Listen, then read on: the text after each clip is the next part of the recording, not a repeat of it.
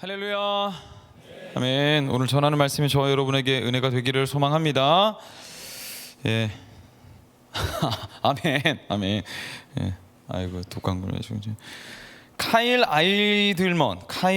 아이들먼이라는 사람 목사님이신데 여러분 혹시 아십니까? 이분이 쓴 책 중에 굉장히 유명한 책이 있습니다. 팬인가 제자인가라는 이제 책이 있는데 20대 후반이었던 걸로 제가 기억을 합니다. 이 책이 너무 읽고 이제 감동이 돼서 제가 아직도 이제 기억이 나는데 너무 이렇게 감격하고 막 흥분해가지고 그분 막 페이스북 아이디 찾아내가지고 막 요즘 말로 하면 DM 보내서 막 너무 감동됐다, 어떻게 이런 책을 쓸 수 있냐 막 이렇게 했었던 기억이 있어요. 근데 그 목사님이 또 친절하게 또 막 답장을 해주셨던 기억이 있는데, 시간이 되면 꼭 이 책을 한번 꼭 읽어보길 바라고. 이 책의 제목은 책 제목이 그야말로 그냥 설교이자 책의 내용을 그대로 다 담고 있다고 이제 할 수 있습니다. 너는 예수를 따르는 제자냐 아니면 그냥 예수를 즐기는 팬에 불과하냐 이렇게 얘기하거든요. 요즘 우리 교회에서 예배를 드리는 거 여러분 질문 한번 생각을 해보세요. 교회에서 우리가 예배를 드리는 거하고 우리 청년들도 요즘 뭐 장난 아니던데 야구 시즌인가 보죠. 뭐 요즘 제가 지하철 타고 퇴근하다 보면 막 야구 유니폼 입고 막 다니는 또래 청년들이 많더라고요. 근데 스타디움에서 응원복을 입고 선수들을 응원하는 거랑 예배랑의 차이점이 뭘까요, 여러분? 그 차이를 설명 한번 해보세요라고 하면 여러분 어떻게 설명을 할 수 있으시겠습니까? 한번 곰곰이 한번 생각해 보세요.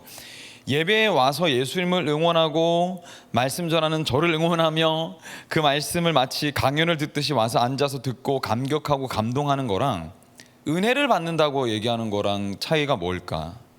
스타디움에서 예배를 드리는 거랑 스타디움에서 응원을 하면서 야구 경기를 관람하는 거랑 예배당에 와가지고 앉아가지고 찬양하면서 말씀을 듣는 거랑 뭐가 다를까? 저번 주 우리가 말씀을 잠깐 기억을 해보자면 자존감이 뭐라고 얘기했습니까? 우리가 어디에 소속되느냐라고 얘기를 했죠. 그러니까 우리가 어디에 소속되었는가를 말한다. 그러니까 예수님께 내 애착을 둘 때, 내 소속을 예수 그리스도에게 둘 때 우리는 진정한 안정감을 누릴 수 있게 되고 불안하지 않게 되고 우리가 삶에서 겪었던 여러 가지 상처들로부터 자유하게 된다라고 제가 말씀을 드렸습니다. 근데 물론 여러분 이게 제가 이제 예수님 믿고 따르겠습니다 하고 하는 순간 바로 막 해방감을 느끼면서 자유함을 누리고 마치 내가 예전에 거듭났지만 다시 한 번 더 거듭난 것 같은 은혜를 누리게 될 수 있어요. 근데 시간이 필요할 수도 있고 그건 이제 하나님의 때가 우리에게 당도를 해야 그런 기쁨을 누리게 되겠죠. 어찌됐든 여러분 자존감에 대한 이야기는 사실 그렇게 해방감을 누리고 기쁨을 누리고 불안해서 자유하게 되는 것에서 그치지 않습니다. 그렇게만 만약에 되고 끝나버린다면 이건 나한테만 좋은 게 되는 거잖아요. 그렇죠? 나를 잘 되게 하는 것에서 멈추게 되는 것인데 신앙은 내가 나를 잘 되게 하는 것에서 멈추도록 하지 않습니다. 거듭나서 회복된 우리 정체성은 하나님께서 그러니까 나를 구원하신 도대체 하나님은 누구신가? 하나님에 대한 궁금증으로 우리의 삶의 이 초점을 이렇게 전환시키게 만듭니다. 그러니까 내가 나를 계속 끊임없이 집중하던 것에서 나를 이렇게 살려주시고 해방감을 느끼게 하신 하나님은 도대체 누구시지? 하면서 시선이 하나님에게로 쭉 옮겨가게 되는 거죠. 그래서 하나님에 대한 궁금증이 내 안에 더 타오르게 된다라는 겁니다. 그래서 하나님이 원하시는 것을 묻고 하나님 원하시는 것을 내 삶에 적용시키면서 하나님 원하시는 뜻을 이루며 살아가게 되어지죠. 우리 뭐 대다수 청년들은 수련회 때마다 아마 다 들어봤을 거예요. 모태신앙인 청년들은 아마 귀에 못이 박혀도 들었을 건데 주님 만나려면 여러분 대가를 지불하셔야 됩니다. 삶의 주권을 하나님께 드려야 됩니다. 이런 얘기를 많이 들어보셨을 겁니다. 근데 이 명령은 사실 명령을 한다고 또 마음에 어떤 그런 압박을 준다고 압박을 받긴 해야 돼요. 사실 잠든 영혼에게는 압박이 주어지면서 깨어나기도 하거든요. 근데 어쨌든 압박을 준다고 안 따르면 알아서 해라. 하나님이 아마 네 삶이 아주 크게 곤란하게 만드실 거야 라면서 겁을 준다고 되는 문제는 사실 아닙니다. 이 명령을 받들기에 앞서서 우리의 마음의 상태가 어떤지가 먼저는 중요하다라는 것이죠. 제가 정말 주님이 저를 살려주신 게 너무 감사하고 저 같은 놈을 하나님이 당신의 그 사랑이 도대체 얼마나 크시길래 살려주시는 겁니까? 이게 너무 감사합니다. 주님 너무 감격스럽습니다. 주님 그러면 저를 살려주신 주님, 제가 그럼 주님 위해서 제가 어떻게 살아야 될까요? 이런 제 삶이 그냥 주신 삶이 아니라 주님이 저를 살려주신 삶인데, 그럼 제가 주님 위해서 어떻게 살아야 되겠습니까? 하는 물음표가 먼저 시작돼야 돼요. 그런 물음표가 있을 때, 내가 너에게 명령하노니 너는 이렇게 살아야 된다, 대가를 지불해라, 이런 이제 명령이 딱 떨어지면 아멘, 그럼 주님의 명령이 뭡니까? 이러면서 가게 되거든요. 이게 이제 선순환입니다. 그런데 내가 이 물음표 앞에 서질 않았는데 대가를 지불하세요 이렇게 하면 거부감이 일어나는 거죠. 무슨 내가 주님 사랑이 뭔데 도대체? 그 사랑이 뭔데? 그 양반이 나한테 뭘 해줬길래 내가 주님의 명령에 순종하고 대가를 지불하래? 나한테 준 게 뭔데? 이렇게 이제 되는 거죠. 그래서 우리는 먼저 이 물음표 앞에 서야 된다는 겁니다. 주님, 살려주신 주님 앞에 제가 뭘 해야 되겠습니까? 그때 이 명령이 떨어지면 역사가 일어나기 시작하는 거죠. 그래서 여러분, 제가 이 청년부 설교를 준비할 때 늘 고민하고 머리를 싸매고 어려워하는 지점이 바로 이 지점입니다. 어떻게 주님을 사랑스럽게 전달할 수 있을까? 이 부분이거든요. 청년부는 성도에게는요, 사실 그 네 가지 부류가 있습니다. 네 가지 부류가. 첫째, 예수님을 만나지 않은 청년이 있어요. 그러니까 처음 전도돼서 온 사람, 그러니까 불신자, 예수님 아직 믿지 않은 사람, 청년들, 그러니까 구도자죠. 도를 찾아가는 사람. 이 청년들은 다 필요 없어요. 그냥 주님이 어떤 분이신지를 최대한 복음의 따뜻함을 누릴 수 있도록 소개를 받으면 됩니다. 가장 좋은 것만 보여줘도 모자랄 청년이죠. 이 영혼은 정말 귀한 청년, 정말 알뜰살뜰 주님의 가장 좋은 것들을 받도록 우리가 안내를 해야 되고, 주님 믿는 게 정말 좋다는 걸 먼저 이렇게 이미지로 그릴 수 있도록 안내를 해줘야 될 청년이 있어요. 두 번째로는 예수님을 뜨겁게 만난 청년이 있습니다. 이 청년들에게는 성경의 진리를 아까 얘기했던 것처럼 대가 지불하십시오, 주님께 여러분의 목숨을 드리세요, 그리고 주님 말씀대로 이웃을 사랑하세요 하면 다 받아 먹는 겁니다. 아멘 아멘 하면서 그냥 가요. 그죠? 준비가 된 영혼. 이 청년들 부류가 있으면 이 청년들 부류가 공동체의 에너지가 됩니다. 그래서 폭발적으로 성장할 수 있는 가장 밑바탕, 걸음이 되는 청년들을 부류죠. 이 청년들에게는 성경의 진리가 뭔지를 잘 가르쳐주고 안내해주고 사역의 방향성을 잘 흘려보내주기만 하면 다 받아먹고 갈 청년들이 있어요. 그게 두 번째 부류. 세 번째 부류, 예수님을 만났다가 식어버린 청년들이 있습니다. 식어가는 청년들이 있어요. 제가 가장 고민을 많이 하고 에너지를 들이고 있는 이제 청년들. 그런데 중요한 게 뭐냐면 이 시간을 반드시 거치고 가야 돼요. 한 번은 식어봐야 됩니다. 계속 뜨거울 수는 없거든요. 이 시간 가운데 아주 깊은 고민을 하게 됩니다. 예수 믿는 게 뭘까? 내 삶에 예수 믿는 게 어떤 도움이 되는 걸까? 복음이 뭐야? 삶이 뭐지? 천국과 지옥이 무슨 의미가 있지? 근데 여기 이 질문 앞에 더 깊어지게 되는 거예요. 이때는 복음에 대해서도 말씀에 대해서도 하나님에 대한 이해에 있어서도 아주 정교하게 가르침을 받아야 될 때, 이때는 이제 교리를 체계적으로 배워야 돼요. 그런 가운데 팡 터지는 게 있거든요. 나타나게 되거든요. 그래서 이때는 정말 좋은 신앙적인 멘토를 만나야 될 때입니다. 김영진 목사 같은. 넷째, 어떤 청년은 이런 부류가 있어요. 신앙의 연수도 길고 봉사의 경험도 아주 많지만 어느 순간 복음의 감격은 아주 옅어지고 형식만 남아 있는 단계. 그 이제 아주 철저한 회복이 필요하죠. 이거는 완벽한 침체에 빠진 상태니까 다시 복음으로 나아가야 되고 들어야 되고 주님 앞에 마음이 한번 깨어지는 역사가 일어나야 됩니다. 깨어지고 다시 만들어줘야 된다는 것이죠. 근데 이 모든 부류에게 예수님을 제가 잘 전달을 해야 되겠으니까 제가 늘 죽겠는 거예요. 마음이 늘 눌리고 염려되고, 어떻게 예수님을 가장 사랑스러운 분으로 소개할 수 있을까? 어떻게 이 굳어진 심령 가운데 예수 그리스도의 복음이 산뜻하게 들려지게 할 수 있을까? 어떻게 예수님에 대해서 관심조차 없고 심드렁한 청년들에게 예수님에 대해서 눈길을 한번 좀 돌려볼 수 있도록 할 수 있을까에 대한 고민 때문에 제가 이제 밤잠을 설치고 토요일엔 잠을 자지 못하고 이 자리로 나오게 되는 것이죠. 그러나 청년들의 상태는 모두 다 다를 수 있지만 결국 모두에게 필요한 진리는 하나입니다. 그게 뭐냐면 예수님을 아는 데서 끝나면 안 되고 예수님을 따르는 제자가 되어야 한다는 거예요. 근데 박광림 목사님이라고 우리는 교회, 여러분 혹시 아시는 분 계신지 모르겠지만 그분이 직업에 대해서 이런 말씀하신 적이 있습니다. 직이라는 단어는 먹고 살기 위한 것을 의미한다. 업은 사명, 콜링, 그러니까 평생 하고 싶은 것을 찾아낸 사람에게 업이라는 단어를 붙이는데, 직업이라는 건 뭐냐면 평생 하고 싶은 것을 찾아서 그걸로 먹고 사는 사람이 있을 때 그걸 직업이 뭡니까? 라고 물을 때는 그런 걸 묻는다라는 거예요. 그런데 직업 중에 중요한 건 뭐냐면 그러니까 업이라는 거예요. 업. 그러니까 평생 하고 싶은 걸 찾는 거. 제자는 그런 거라는 겁니다. 직이 아니라 업으로 신앙생활하는 사람. 그러니까 의무적으로 구원받기 위해서 주변 사람들에게 나 이 정도 되는 사람이야 드러내려고 하는 게 아니라 주님이 나를 부르셨기에 제가 여기 있습니다. 주님이 나를 사용하시고자 하기 때문에 제가 여기 있습니다. 주님이 나를 살려주셨기에 제가 주를 위해 살겠습니다. 그런 사람들이 모여서 살아내는 공동체가 교회고, 그것이 신앙생활이고 그 삶이 제자의 삶이다라는 거예요.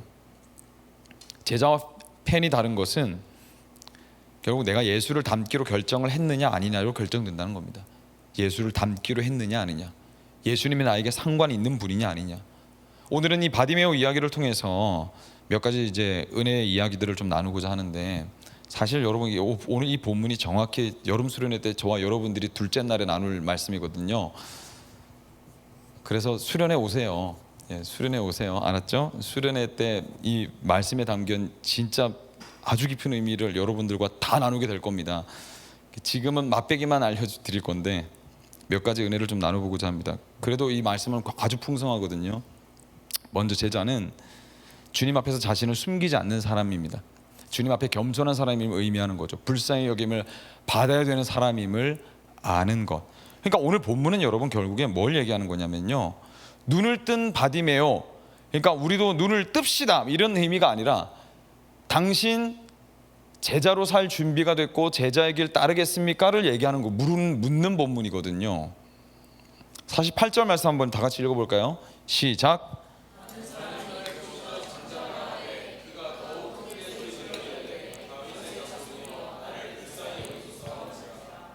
제자가 됐다, 예수님을 닮아간다 라고 할 때 빼놓을 수 없는 가장 핵심적인 가치 하나가 뭐냐면 자기 부인입니다. 자기 부인.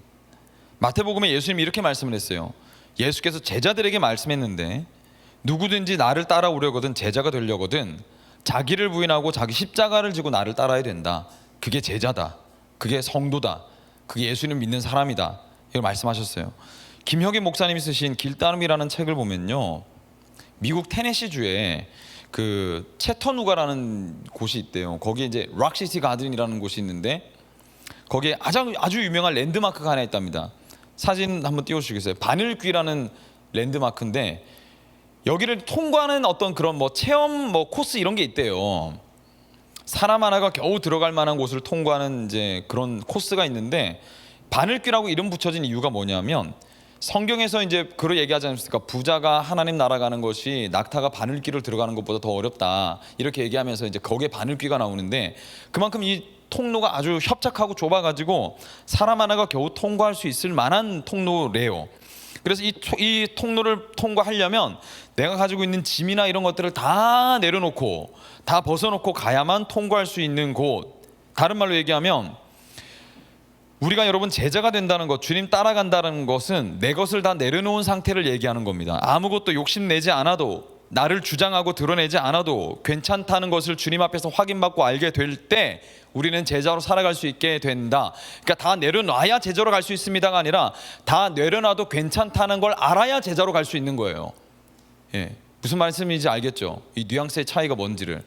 여러분 다 짐을 내려놓고 여러분 주님 위해서 목숨 바치고 살아가야 됩니다 라는 명령 앞에 의무감으로 서야 제자로 사는 삶이 아니라, 주님 앞에 살게 되면 그런 모든 내가 덕지덕지 붙이고 있었던 것을 굳이 내가 쥐지 않아도 나는 충분히 호흡하고 살 수 있는 사람이구나, 이걸 확인하게 될 때 제자로 살 수 있게 되고 주님 따라갈 수 있게 된다는 겁니다. 그래서 여러분, 제자는 내 주권을 하나님 앞에 선택권을 강요하거나 권리를 주장하거나 내 주권을 막 이렇게 드러내지 않아도 돼요. 그래서 내려놓을 수 있다는 겁니다. 기본적으로 여러분 사람이 우리가 성인이잖아요. 저와 여러분 다. 저는 이제 40대고 여러분 20, 30, 40대들 여기 다 앉아 있는데 기본적으로 사람이 자기의 선택권을 누구한테 넘긴다, 양도한다라는 건 어른은 절대 있을 수 없어요. 그렇지 않습니까?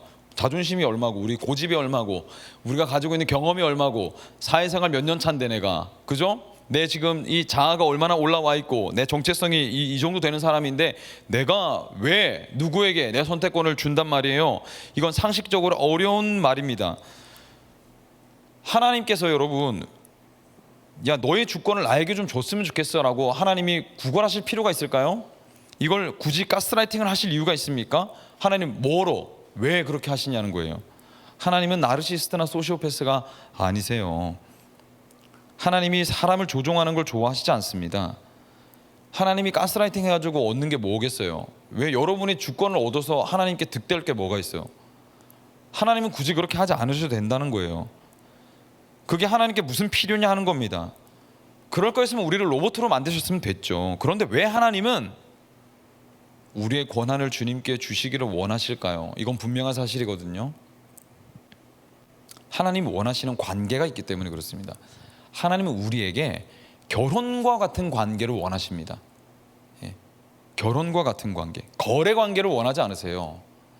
하나님이 계약 관계를 원하지 않으십니다. 하나님은 결혼과도 같은 관계를 원해요. 그래서 결혼이 중요해요. 결혼 예식에 이거 뭐 다음에 말씀드릴게요. 예, 이거 뭐 우리 여름 수련회 때 제가 한번 말씀드릴 기회가 있을 것 같은데, 예, 주례가 있고 뭐 신랑이 있고 신부가 있고 아버지가 신부를 데려오는 이 모든 과정은 철저하게 삼위 하나님, 이게 완전히 기독교적으로 만들어진 예식입니다.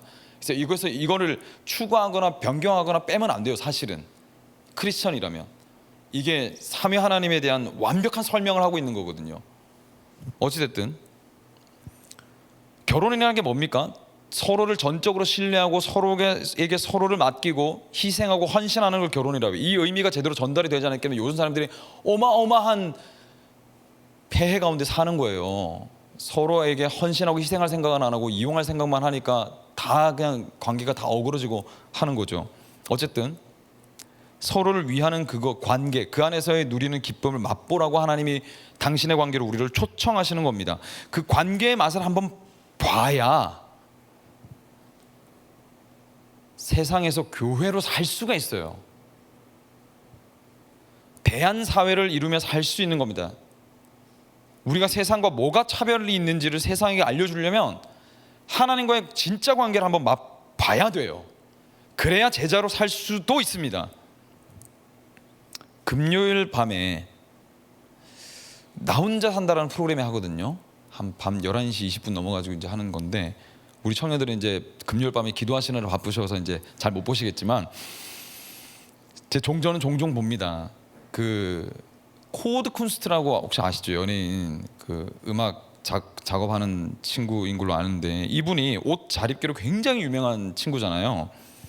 근데 이제 나 혼자 산다에 나오는 이제 또 다른 멤버 중에 하나인 전현무 씨가 어느 날 코드 쿤스트에게 옷 좀 골라달라고 부탁을 한 겁니다.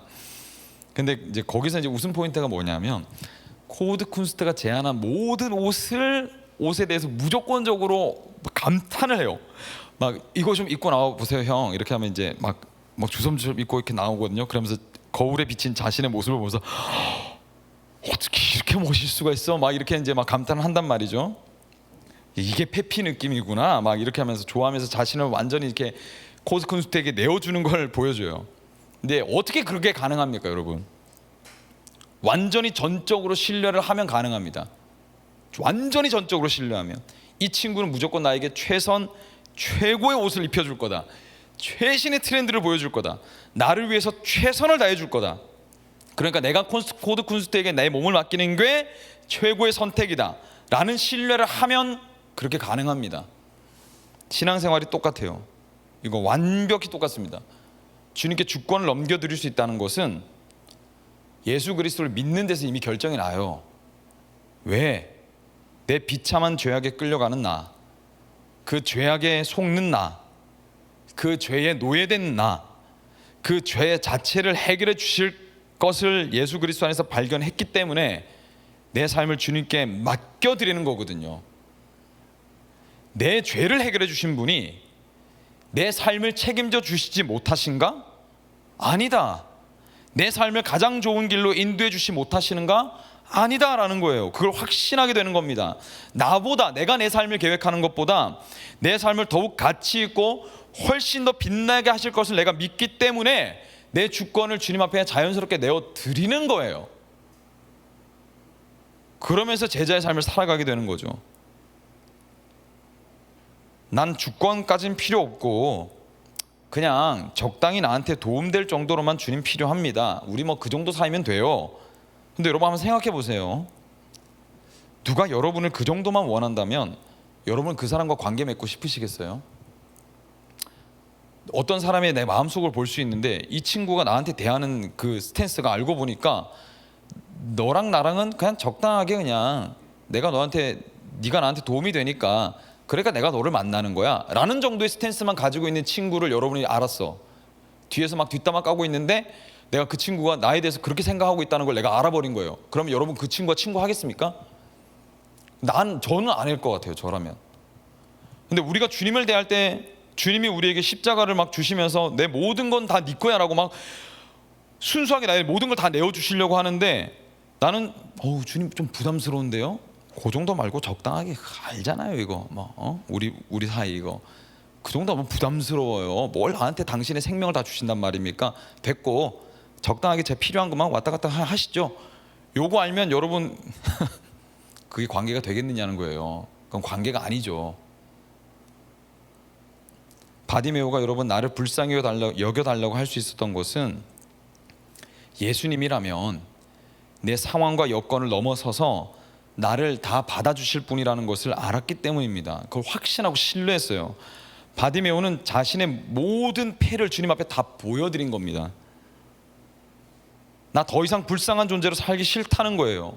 그러니까 주님 나를 불쌍히 여겨달라고 얘기를 할 수 있는 겁니다. 이거 주님만 말고 누구에게 보여줄 수 있느냐는 거예요. 그러니까 바디메오는 시력을 상실한 사람이었지만 사실은 진짜 시력을 가진 사람이었다는 거죠. 못 보는 게 아니었어요. 정말 보는 눈이 있었다는 겁니다. 우리가 여러분 정말 그리스도인 다는 삶을 살아가려면 주님 앞에서만큼은 포장을 다 벗어 던질 수 있어야 돼요. 주님께 숨길 이유가 없습니다. 재고 따질 이유가 없어요. 내 삶을 드리지 못할 이유도 없습니다. 주님이 우리에게 아낌없이 모든 걸 다 보여주셨는데 그분 아니면 우리가 누구에게 우리를 나눌 수 있겠습니까? 예수님이 주신 은혜, 나를 향해 끊임없이 베푸시는 그 은혜의 경향성, 그 은혜를 절감하고 십자가 앞 사랑 앞에 정직하게 서야 제자다운 삶으로 한 걸음 더 나아갈 수 있게 된다는 겁니다. 그 사랑을 여러분 정말 깊이 있게 경험하는 우리 청년들이 되기를 간절히 소망합니다. 주님에 대한 관심이 날이 갈수록 늘어갈 수 있는 그 기적이 여러분들에게 일어날 수 있기를 정말 간절히 축복하고 소망합니다. 저는요 개인적으로 저는 그걸 굉장히 좀 경계하는 편인데 그게 뭘 경계하냐면요. 사실 성경의 이야기를 수련회 때는 여러분 아마 평생 들어보지 못한 얘기를 제가 여러분들에게 말씀드릴 거거든요. 한 번도 들어보지 못한 얘기를 말씀드릴 건데 근데 매주일 주일에 52번 설교를 준비하는데 설교 본문이 때때로 겹칠 거 아닙니까? 그렇죠? 근데 그 겹치는 설교 본문 안에서 내가 듣지 않았던 이야기를 듣는다는 건 굉장히 이제 유니크한 거 아닙니까? 때때로는 우리가 들어왔던 이야기를 들을 때가 있단 말이에요. 그런데 여러분 그때 우리가 좀 조심해야 될 게 뭐냐면 이거 내가 들었던 거네 하고 넘겨버리면 그걸로 망하는 겁니다. 왜? 들었던 거네 해서 그 들었던 걸로 여러분이 삶을 살고 있으면 괜찮아요. 살고 계십니까? 들었던 걸로? 여러분 알고 있는 그 사실을 정말로 삶으로 살고 계시느냐는 거죠. 살고 계시지 않다면 다시 들어야 될 필요가 있다는 거예요. 성경에서 여러분 반복되는 이야기들이 있습니다. 굳이 똑같은 얘기를 2번, 3번 반복한다는 건 뭘 얘기하는 거냐면 그게 너무나도 중요하기 때문에 얘기를 하는 거거든요. 들어왔던 걸 또 듣고 들어왔던 걸 또 듣고 들어왔던 걸 또 들어야 하는 이유는 들은 대로 살지 않기 때문에 또 들려주는 거예요. 하나님께서 너 그렇게 살고 있니? 그거 다 아는 건데요. 다 알고 있는데 너 그렇게 살고 있니? 다 안다니까요. 그래 다 알고 있는 걸 아는데 그 알고 있는 대로 살고 있니? 를 물으시는 거죠. 그럼 여러분 주님이 나에게 십자가를 베푸셨고 생명을 주셨고 목숨을 다 주셨고 내가 주님 앞에 주권을 드려야 된다는 걸 여러분 다 알고 있잖아요. 그죠? 그럼 그렇게 살고 계십니까? 주권을 다 주셨나요? 힘들어하지 않고 계십니까? 주님만 생각하면 설레이신가요? 들어왔던 이야기대로 살고 계십니까? 열매를 맺고 계시나요? 여러분의 삶에서 교회를 이루고 계십니까? 교회를 개척하셨나요? 영혼을 구원하는 사역에 여러분 뛰어드셨습니까? 이웃을 정말 사랑하고 계신가요? 사랑하지 못할 이웃도 원수도 사랑하고 계십니까? 다 알고 있는 이야기잖아요. 알고 있는 이야기도 살고 계신가요? 했을 때 아멘으로 화답하지 못한다면 다시 들으셔야 한다는 말입니다. 다시 듣고 또 들어서 살 수 있을 때까지 들음으로 말미암아 주님의 제자로 살 수 있는 저와 여러분이 되시기를 간절히 축복합니다.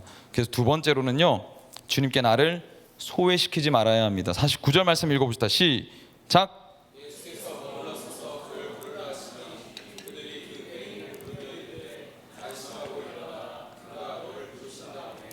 시각장애인인 바디메오가 주님을 애타게 부릅니다. 마가복음에서 이름이 기록된 기적을 경험한 사람이 정말 드물고 없거든요. 이름이 기록됐다는 건 엄청난 의미를 가지고 있는 건데, 이건 제가 수련회 때 말씀을 드리고, 주변 사람들이 화를 내면서 뜯어 말려도 아랑곳하지 않고 다윗의 자손 예수여 저를 살려주십시오, 다윗의 자손 예수여 저를 살려주십시오 끊임없이 주님 앞으로 나아갑니다. 근데 주님께서 응답을 하세요. 주님께서 응답을 하십니다. 여러분 기억하셔야 되는 것이 있는데, 우리가 예수님 찾지 않아서 문제지 주님은 언제나 우리가 부를 때 응답하실 준비를 하고 계십니다. 여러분 그렇게 기도하신 적 있지 않으십니까? 하나님, 제가 이거 응답해 주시면 제가 꼭 최선을 다해 주님 제가 섬기겠습니다. 이거 응답해 주시면요, 하나님 들어주시면 제가 아주 그냥 주님 위해서 날아다니겠습니다. 들어만 주세요. 기도하신 적 있으시죠?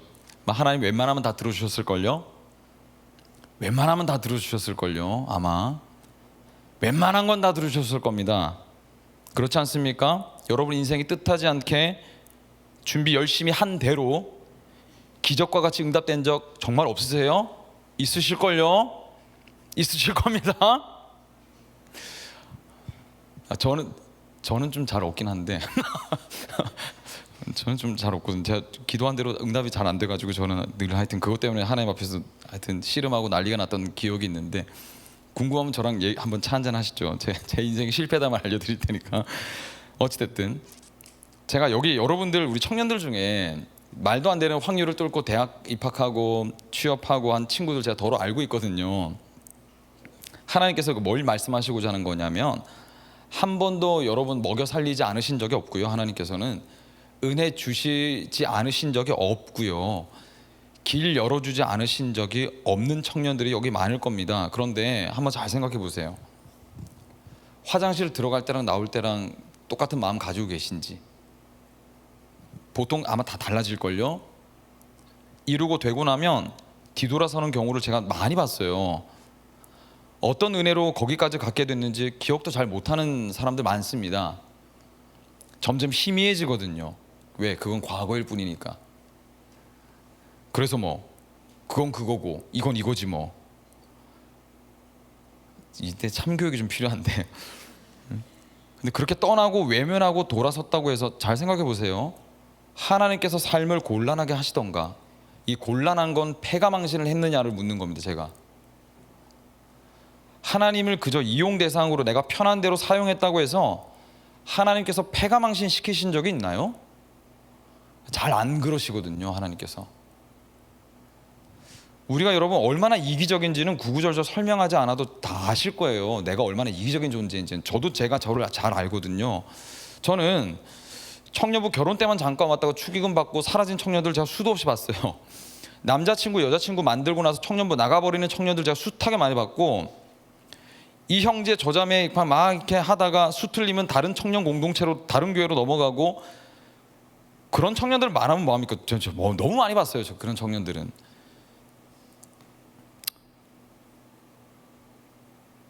제가 이제 수련 때 연애 특강 할 건데, 하여튼 연애 특강 잘 들어보세요. 하여튼 그 기준이 다 있습니다. 예, 니들 마음대로 연애하면 안 돼요, 사실.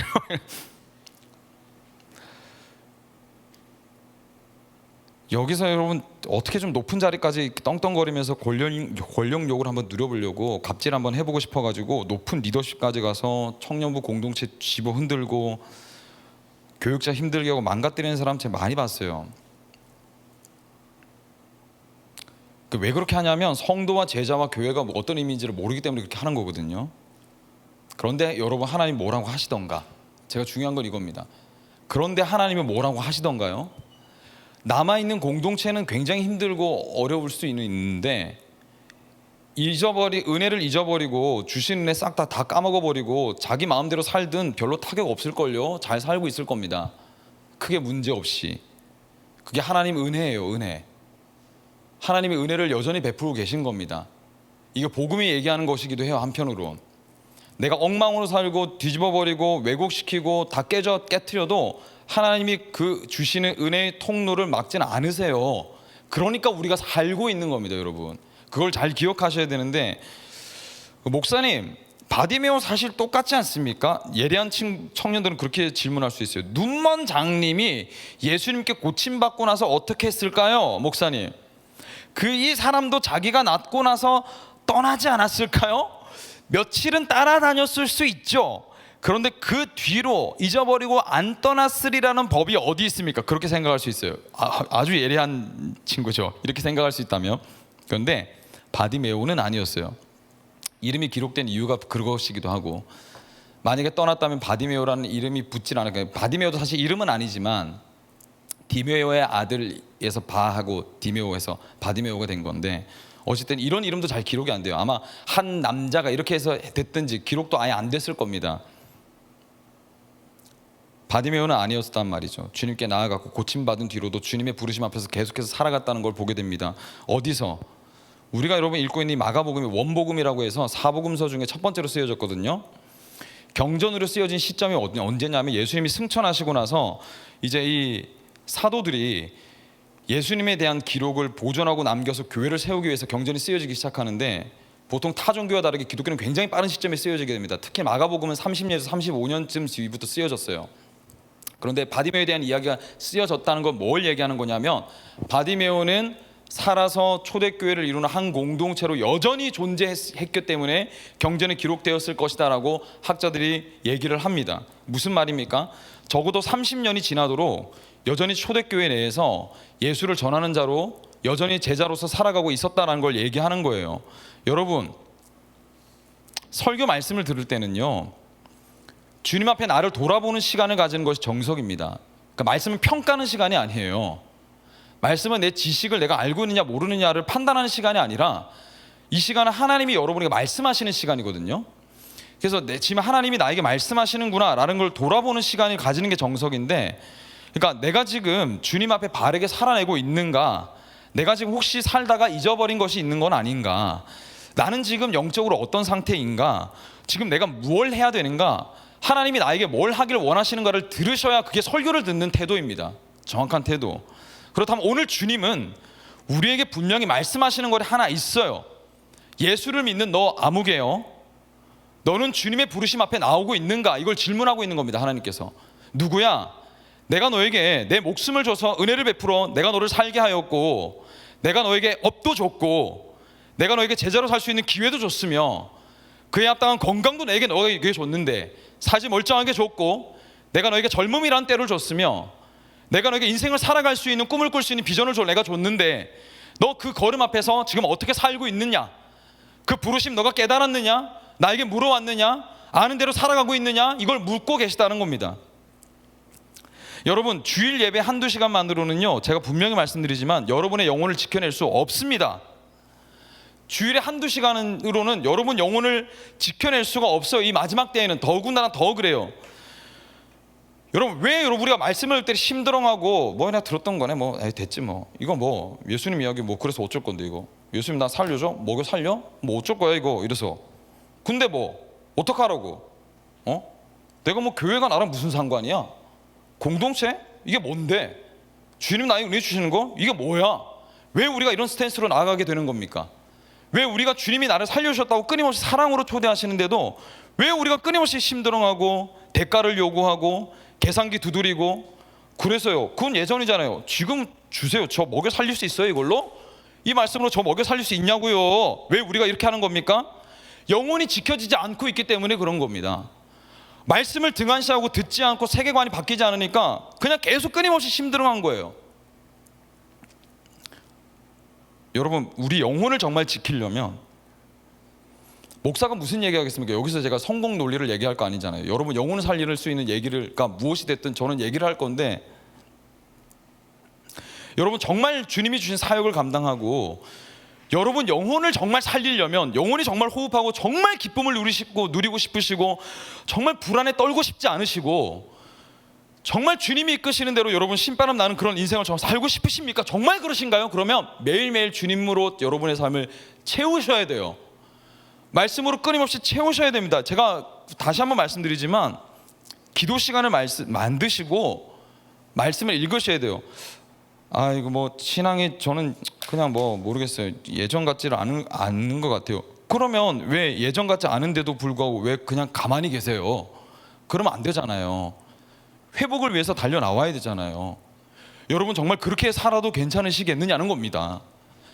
오는 것도 아니고 안 오는 것도 아니고 드리는 것도 아니고 안 드리는 것도 아닌 그런 상태로 이 청년의 때를 보내는 것만큼 안타까운 건 없어요. 왜? 나이가 조금만 먹잖아요. 하고 싶어도 못해요. 그 저번 주에 제가 마지막에 말씀드렸잖아요. 그 인디언이라는 오토바이를 끌고 막 그 시속 그 313km까지 비공식 기록으로 냈던 그분이 뭐라고 얘기했습니까? 할 수 있을 때 하라고 했잖아요. 하고 싶어도 못한다고. 나중에는 신앙생활에 그래요. 나중에 기도하고 싶어도 못해요. 체력 떨어지고 나이 먹고 나면 하고 싶어도 못하면 정말로 주님 정말 열심히 따라오고 싶잖아요. 그때 깨달으면 늦을 수도 있어요. 정말 지금 주님이 우리를 부르실 때 왜 부르셨겠습니까? 이 청년의 아름다운 때 주님이 여러분들에게 그냥 조개 껍질 해변가에서 주우면서 조개살 발라 먹으면서 좋은 어떤 조개 그 있잖아요. 그 어떤 그 에나멜 재질의 아주 반짝반짝 빛나고 무지개 빛깔 나는 그 조개 껍질 그 수집하라고 주님이 우리를 부르셨다면 70대 부르시면 되지. 그렇잖아요. 굳이 불러 왜 나를 20대에 불러? 이 창창한 때 내 마음대로 살고 싶어 죽겠는데. 그렇지 않습니까? 왜 그렇게 하시냐는 거예요. 주님이 우리에게 분명히 원하시는 것이 있다는 말이죠. 예수 믿는다고 하는 우리가 하루에 성경 한 장도 읽지 않고 기도 5분도 할 수 있는 역량이 되지 않는다면, 그러니까 한 1, 2분 기도하다가 3분째부터는 뭘 기도해야 될지 잘 모르겠고 막 그렇게 된다면 일단은 여러분 그 부끄러워하는 게 맞아요. 사실은 좀 부끄러워해야 돼요. 특히 모태신앙이 그렇게 하고 있으면 그 진짜 정말 반성해야 됩니다. 반성해야 돼요. 스스로 생각해도 그건 당연한 게 아니라는 생각이 들잖아요. 어디 가서 모태신앙으로 얘기하면 안 돼요. 그러면 정말 더 나아가서 주일 예배만 참석하는 사람으로 살아가지 않기를 저는 정말 원합니다. 집에서 기도 잘 안 되시잖아요. 저도 잘 알거든요. 그러면 금요기도회 나오세요. 여러분 금요기도회 나오세요. 기도 마음대로 할 수 있는 대한민국 땅에 살면서 주님 믿는다고 하는 사람이 기도하러 안 나온다, 기도할 수 있는 공간이 다 열려 있는데도 귀찮아서 안 나온다? 그건 영적 전쟁에서 내가 지겠다고 내 영혼을 그냥 내어주는 꼴입니다. 사단이 여러분 우리가 신앙생활 바르게 하는데 돕겠어요? 안 돕죠. 귀찮다, 어렵다, 피곤하다, 다음에 가자, 지금 내 기분은 그럴 기분이 아니야. 사단이 그렇게 만들지 않겠느냐는 겁니다. 당연히 그렇게 방해하겠죠. 그렇지 않습니까? 사단이 예배 드리러 가는 걸 기분 내키게 한 적이 있을까요? 예배 드리러 가겠다고 하면 기분 더러워지는 건 당연한 겁니다. 사모하는 마음이 있을 수, 그런 은혜죠. 근데 예배를 드리러 가려고 할 때마다 오늘 또 목사님 설교하면서 겁나 길게 하는 거 아닌가 막 이렇게 생각이 들면서 귀찮다, 가기 싫다, 이거 어떡하냐 마음이 드는 게 사단이 방해를 하니까 그런 거예요. 여러분 그래도 나 안 진다 하고 나오는 게 청년 때 하는 일입니다.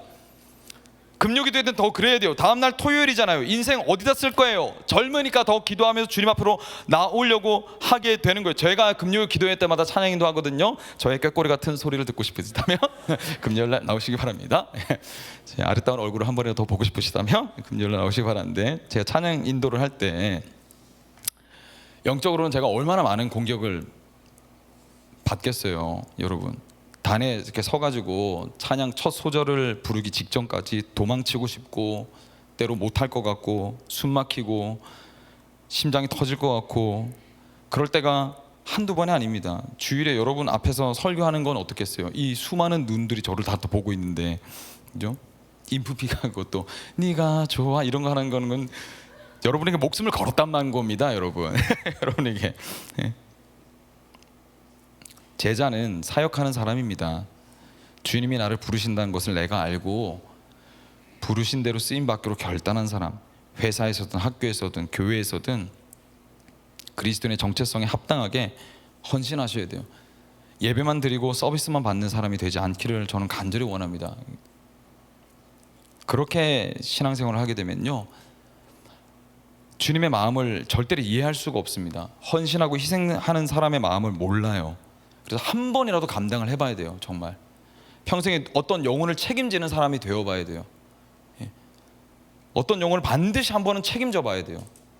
내 영혼만 책임지기에 급급하면 안 되고 어떤 영혼을 내 인생의 최선을 다해서 한번 책임져 봐야 돼. 그 사람이 토라지고 막 떠나갈 때도 바짓가랑에 붙잡아 보고 눈물로 기도해 보는 추억이 있어야 돼. 편한 것만 골라서 하고 싶은 것만 하면요, 인간은 반드시 타락하고 자기만 아는 사람이 돼요. 그건 너무 분명한 수순입니다. 그렇게 연수가 더해져 가잖아요.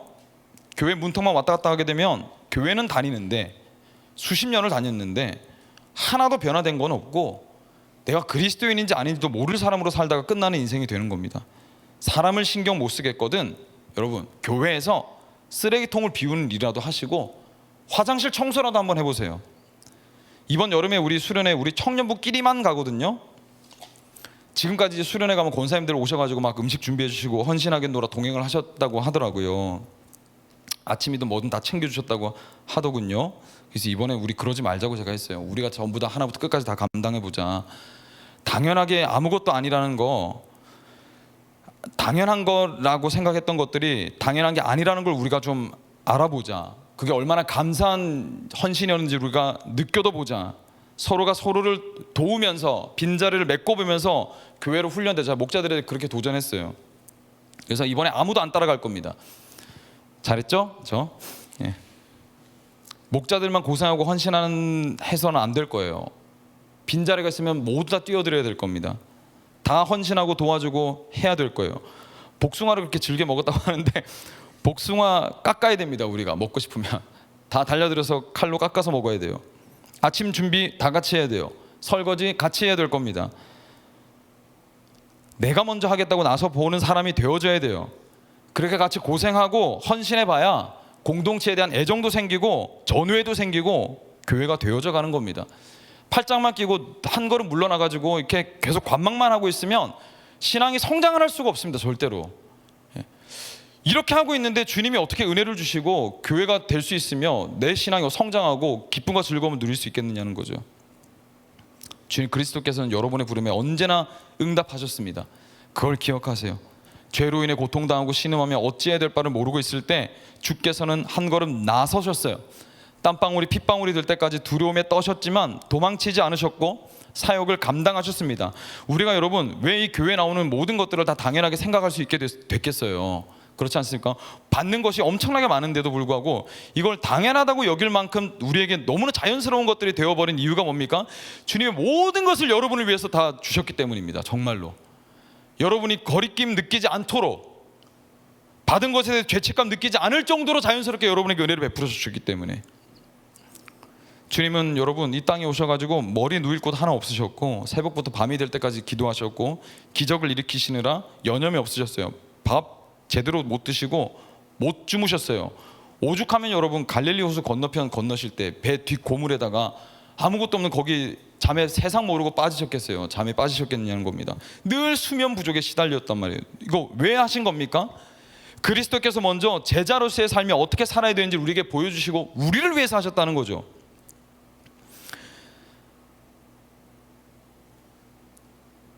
바디메오는 여러분 아무것도 아닌 시각장애인이었습니다. 그런 그가 예수를 만나서 그의 제자가 되었다면 우리가 되지 못할 이유는 어디에도 없습니다. 바디메오가 여러분 제자 됐다면 우리가 되지 못할 이유는 어디에도 없어요. 반주는 우리 저기 한 메인만 나오고, 제가 마지막으로 글래디스 에일워드라는 선교사님 한 분을 제가 여러분들에게 소개시켜 드리려고 합니다. 제가 이분이 눈에 너무 띄었던 이력이 하나 있어요. 보통 여러분 우리가 선교사님들에게 감동을 받을 때 이런 이력들에 감동을 받습니다. 부자 재벌 2세인데 모든 유산과 직위를 포기하고 주님의 길을 따랐다면 야 어떻게 그럴 수가 있지 하잖아요. 그런 분들이 너무 감동이죠. 돈보다 하나님을 선택했으니까. 근데 이분은 좀 이력이 남다릅니다. 1902년에 우체부의 딸로 태어나시는데 가정 형편이 너무 좋지 않아가지고 18세에 가정부로 일하게 됩니다. 고등학교 2학년 나이에 가정부로 일하게 되죠. 그러다가 예수님 만나서 회심을 해요. 거듭납니다. 그래서 어떤 부르심을 받냐면 난 중국 선교사로 쓰임 받아야 되겠다 합니다. 그래서 선교사를 준비를 하는데 선교사 협회에서 거절을 당해요. 밴 당합니다. 잘려. 왜? 선교사가 되기에는 당신의 학력이 너무 부족합니다 해서 잘려요. 그리고 심지어 성경 시험에도 떨어집니다. 그런데도 포기를 하지 않아요. 중국 선교사에 대한 부르심이 너무 확고해서 꿈을 접지 않고 개인적으로 돈을 모아서 선교를 떠나게 됩니다. 그러다가 중국에서 일하고 있는 이제 한 분을 만나가지고 여인숙 운영하면서 이제 중국 사람들과 접촉해서 복음을 전하는 일에 뛰어들게 되는 거죠. 그러다가 중국 관료들에게 인정을 받고 그 지역에서 어떤 별명이 붙여졌냐면 아이워이다라는 별명이 붙여졌대요. 이건 가장 고결한 사람에게 붙여지는 칭호랍니다. 그게 그 사람들에게 그 여인이 그렇게 불렸대요. 선교사님이. 그러다가 이제 청일 전쟁이 터지게 되는데 이 혈혈단신으로 미혼인 이 여성 한 분이 고아 100명을 데려다가 400km를 여정을 떠나게 됩니다. 그게 책으로 기록되어 있는데 400km 떨어진 이제 도시로 옮겨가지고 애들을 이제 다 풀어놓고 안도를 하게 되잖아요. 그죠? 여러분 얼마나 이 압박감이 심했으면 아이들 도착시키고 나서 정신적으로 신체적으로 완전히 무너져가지고 환각, 환청, 환상, 정신적으로 완전히 무너진 거죠. 그런 정신적 문제를 겪었다고 하는 겁니다.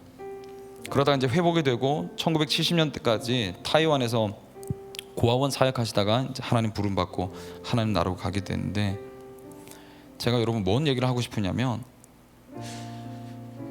우리가 과연 여러분 어떤 변명으로 주님 앞에 제자로 살지 못하겠느냐고 얘기할 수 있느냐는 겁니다. 이런 게 없어가지고 저런 게 없어서 못하는 게 아니라는 거예요. 주님의 부르심 앞에 부족한 사람은 한 사람도 없습니다. 이게 그리스도인의 자존감이에요. 우리는 세상에서도 부족하지 않고요, 주님의 사역에서도 부족하지 않은 사람들입니다. 우리의 마음이 없기 때문에 못하는 거예요. 청년 여러분, 예수님을 좋아하는 데서 멈추지 마세요. 예배의 감동만 소비하는 데서 끝나지 않는 우리가 됐으면 좋겠습니다. 은혜 받았다고 말하는 수준에서 머물지 마세요. 은혜를 구하는 자리에서 한 걸음 더 나아가십시오. 주님 부르심 앞에 일어나세요. 예수님 따라가겠습니다 하고 고백해 보세요. 바디메오를 통해서 하나님 우리에게 보여주시는 것 분명합니다.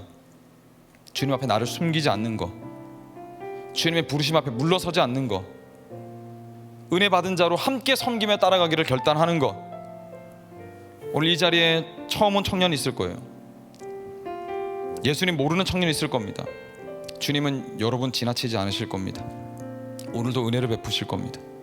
더 다녀보고 싶다, 들어보고 싶다 마음을 주실 거예요. 그러면 신실하게 응답만 하세요. 오래 교회 다녔지만 마음이 메마른 청년들이 있을 겁니다. 괜찮습니다. 오늘 다시 부르짖으면 돼요.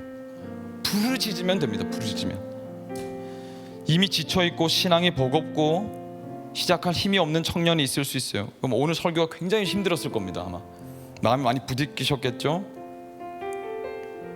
근데 이 청년들에게도 제가 응원하고 격려하고 싶습니다. 제자는 여러분 완벽해서 살고 서는 사람이 아니라 은혜가 필요해서 다시 주님 앞에 나오는 사람이 제자예요. 우리는 주님의 은혜가 아니면 못 삽니다. 못 걸어가요. 그러니까 우리가 오늘 이렇게 고백했으면 좋겠습니다. 주님 저를 불쌍히 여겨주십시오. 주님 제가 여기 있습니다. 주님 부르시면 가겠습니다. 우리가 예수님을 좋아하는 데서 멈추지 않고 예수님을 따라내는 청년들이 다 되시기를. 폐해는 많지만 제자가 적은 이 시대에 은혜는 좋아하지만 순종은 싫어하는 이 시대에, 교회는 즐기지만 헌신은 미루는 이 시대에 하나님께서 우리 청년부를 주님이 부르시는 제자로 세우시기를 주님의 이름으로 간절히 축원합니다. 아멘. 지금 우리 찬양하며 주님 앞에 나아갑시다. 우리 찬양하시면서 준비하신 예물도 함께 드리도록 하겠습니다.